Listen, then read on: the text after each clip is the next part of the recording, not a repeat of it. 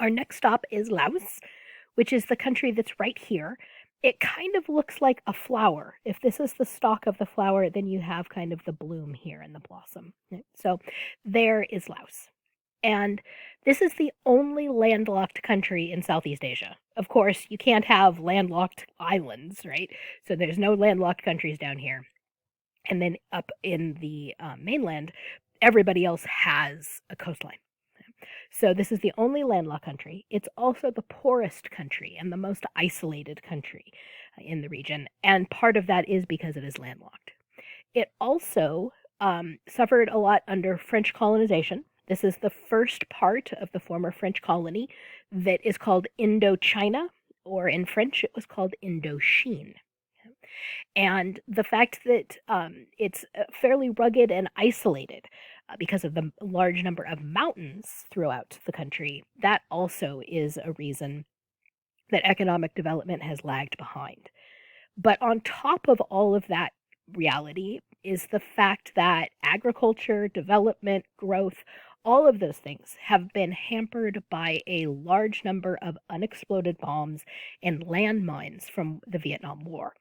There was about a 10-year period during the Vietnam War where the United States bombed Laos, largely to cut off supply lines to the people we were fighting in Vietnam. And they were bombed almost continuously. And when I say continuously, I mean there were bombs that were dropped about every 9 minutes, 24 hours a day. And there are still a large number of unexploded bombs and landmines. And I put a video up about this, but I just wanted to talk about landmines for a minute. How many landmines does it take to create a minefield? It's kind of a strange question, but think about it. If we were in a classroom, right, and I told you that I had mined the desk next to you, what would you do? Well, you'd probably move, right? You don't want to be near something that stepping on it, moving it, can make it explode.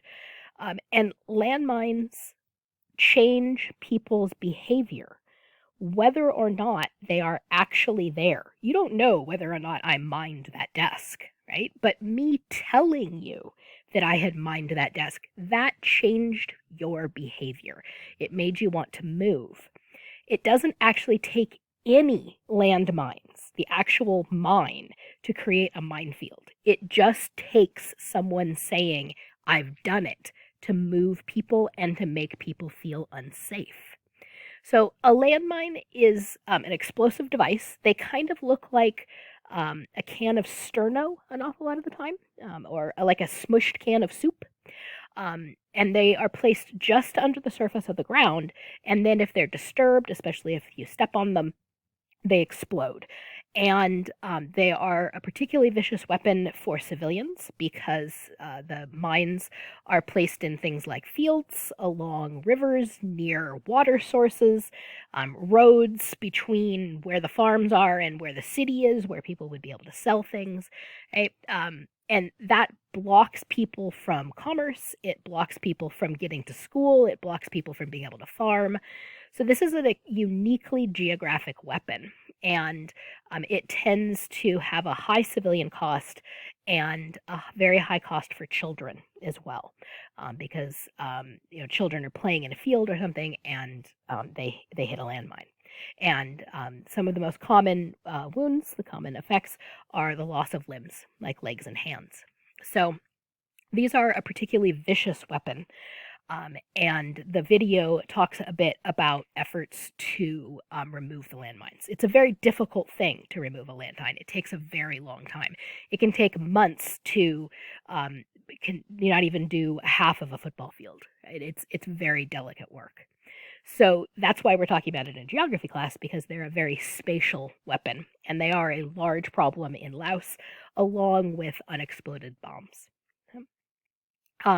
One of the things that Laos is doing, and the United States has started helping more clean up, and that's a really good thing.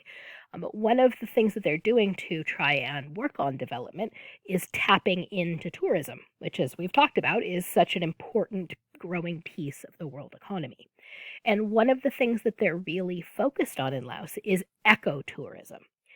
Ecotourism means that you're specifically focused on the conservation of wildlife or the environment, especially when that's a unique or threatened environment, habitat, or a species. And there is a lot of rainforest here. And since Laos has been so isolated and so cut off, there's a lot of their land that is relatively unspoiled. And so they are really tapping into people wanting to come to see that. And the focus is an awful lot on observation, on having a small impact, not on creating a lot of change and, paving things and making concrete, but on really trying to tap into nature and observing nature. And so, focused on incredible sites like this. Right? We're going to look at some more caves in just a minute in Vietnam, but in a lot of the mountains, there's a whole lot of caves, and we've got mountain streams. And then there's a lot of focus on kind of small resorts and huts that are off the grid. So that's a large focus here in Laos. Okay. And next is Vietnam. And again, we have a spine of mountains that runs an awful lot of the length of the country. And there is Vietnam. Right? It's a long, skinny country. In some ways, it's a lot like that elongated shape that we talked about in Chile, where you have the challenges of trying to connect the different parts of the country and have a cohesive whole. But at the same time, you have a number of different environments, and you have a lot of coastline for fishing. And that is very, very true for Vietnam. This is the second piece of the former French colony of Indochina. This country has the largest mainland population, and so it has a very large population. It has still a communist government, but it has moved away from as much economic control. Has been more opening up the economy to private enterprise and to foreign investment, and there also has been a huge amount of tourism growth. And so those pieces are diversifying the economy. And there's also been a large amount of manufacturing in this area as well. A lot of our clothes, for example, come from Vietnam, are made there. And that spine of mountains, an awful lot of them are limestone mountains. And limestone is particularly porous, and it rains here a lot. And that rain helps contribute to the making of caves. And we have a large number of caves in these mountains, especially in Vietnam. This is one that was discovered a little bit more than 10 years ago. This is the Son Doong Cave. And I have put a National Geographic article up for you with some pictures showing the complex of the cave and just what an incredible habitat this is. Species that we've found nowhere else. It's about halfway up Vietnam here. And like I said, it was only discovered about 10 years ago in 2009. There had been rumors of it for a while, but the entrance to it had been lost in the jungle. And so finally it was found again by some locals, and then the locals told other people. This is the world's biggest cave in terms of the length and the kind of the breadth of it. It also has a number of very large chambers in it. This main chamber is actually big enough to fit a skyscraper in. It's huge. These are actually people, and we're obviously not all the way up to the ceiling, but I mean, look how small the people are being across the way. Okay? And this cave is so large that there is enough air and currents and room for evaporation, all those kinds of things, that it actually has its own weather. Isn't that amazing? You can actually be raining in the cave and not raining outside, and vice versa. So this cave is large enough that there is actually room for its own weather to develop. It just blows my mind. Here's another shot of one of the very large chambers. You can see the sunlight filtering in, right? And there's the water at the bottom. These are tents. Right? So these are really big, huge chambers. This is the expedition from National Geographic. They're working very hard to keep this cave intact and to make sure that things from the outside are not introduced. Invasive species, bacteria, viruses, mold, all those kinds of things are not introduced because cave environments and cave habitats are very, very delicate. And when you bring things in from the outside, it can be incredibly destructive. So there isn't a huge amount of tourism in these at this point, at least not this one. There are other caves that you can go into. But this is a really exciting cave for our understanding of caves and scientific inquiry. Okay, so there's an article and pictures for you to explore this amazing site some more. And then one more thought about Vietnam. The fact that, whoops, sorry, my mouse is still being hinky.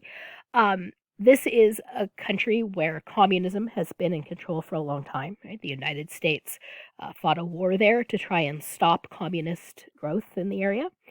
That was not successful, but there has been a lot of change here. And capitalism is growing in many ways. There's still a communist government, but the economy is shifting. But there are still a lot of concerns about human rights and justice and equality.